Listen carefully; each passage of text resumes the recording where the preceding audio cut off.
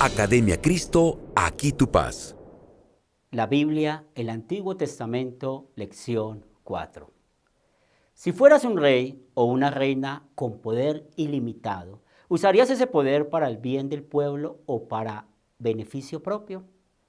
A fines del siglo XIX, un historiador británico dijo: el poder tiende a corromper y el poder absoluto corrompe absolutamente. En los libros de Samuel, Reyes y Crónicas, vemos lo mismo en las vidas de los reyes de Israel y Judá. Algunos usaron su poder para el bien del pueblo y la gloria del Señor, pero la mayoría no lo hizo. Hola y bienvenido de nuevo al estudio del Antiguo Testamento. Después de casi 400 años de estar bajo el liderazgo de los jueces, los israelitas exigieron un rey. El rey Saúl, el primer rey de Israel, comenzó bien, pero después rechazó a Dios. El Espíritu del Señor se apartó de Saúl, quien finalmente terminó quitándose la vida. Entonces Dios le dijo al profeta Samuel que ungiera a David, el hijo más joven de una familia judía en Belén, como el próximo rey. Ungir con aceite era la forma de coronar a alguien como rey o para otro cargo importante. Tanto la palabra hebrea Mesías como la palabra griega Cristo, que significan ungido, se usaron para referirse al Salvador que Dios prometió de la tribu de Judá y de la línea real de David. Jesús, el Cristo. David era un hombre conforme al corazón de Dios. Llegó a ser un gran guerrero, músico, poeta y líder.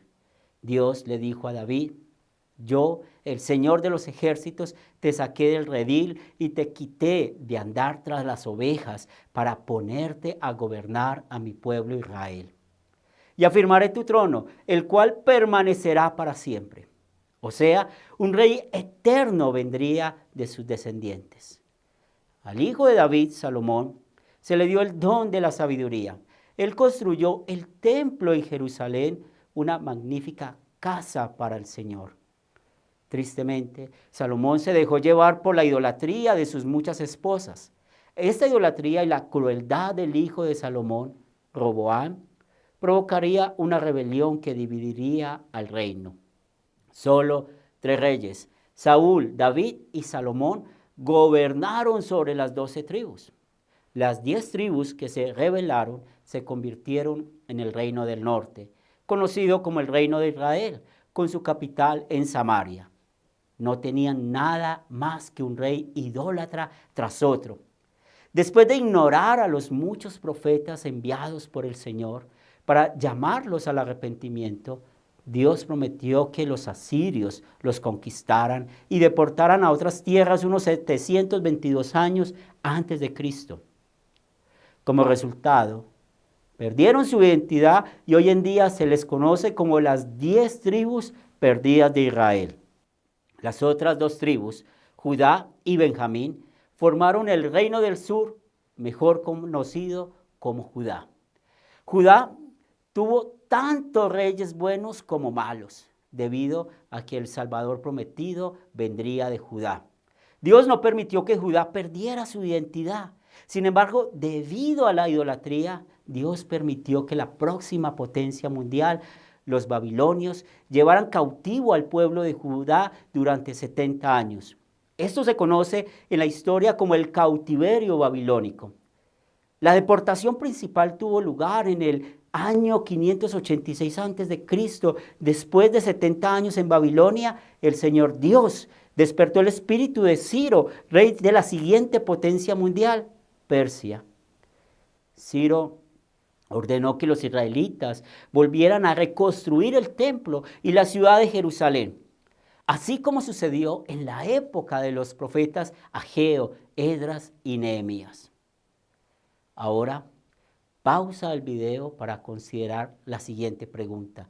Y cuando estés listo, continúa el video para comparar la respuesta. La pregunta es esta. Solo 3 reyes, Saúl, David, Salomón, gobernaron el Reino Unido, las 12 tribus. ¿Qué causó la división del Reino Unido ¿Y cuántas tribus habían en cada reino? La respuesta es esta: la idolatría de Salomón y la extrema crueldad del hijo de Salomón, Roboam, causó la división. 10 tribus se rebelaron y se convirtieron en el reino de Israel. 2 tribus, Judá y Benjamín, permanecieron fieles y se convirtieron en el reino de Judá.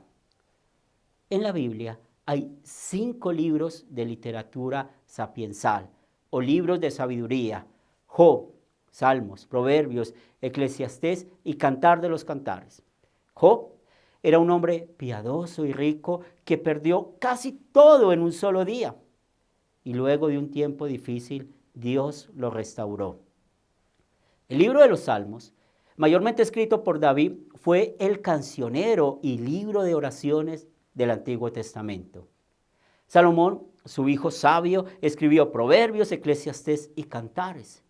Después siguen los libros de Isaías, Jeremías, Lamentaciones, Ezequiel y Daniel, clasificados como los profetas mayores debido a la extensión de sus libros. Los últimos 12 libros del Antiguo Testamento son los profetas menores, llamados así por la brevedad de sus escritos.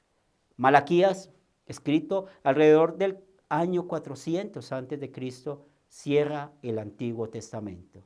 En total, hay unas 300 profecías en el Antiguo Testamento acerca de Jesús el Mesías prometido. Por ejemplo, Isaías 7:14 les dijo a los israelitas que el Mesías prometido nacería de una virgen. De Miqueas 5:2 aprendieron que nacería en Belén.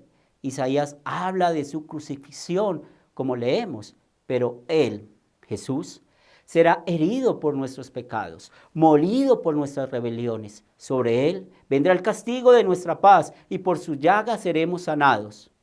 Aunque los profetas vivieron entre 700 y 500 años antes del nacimiento de Cristo, todo el Antiguo Testamento es cristocéntrico. Ahora responde las siguientes preguntas de repaso y cuando estés listo, continúa con la última lección. Bendiciones.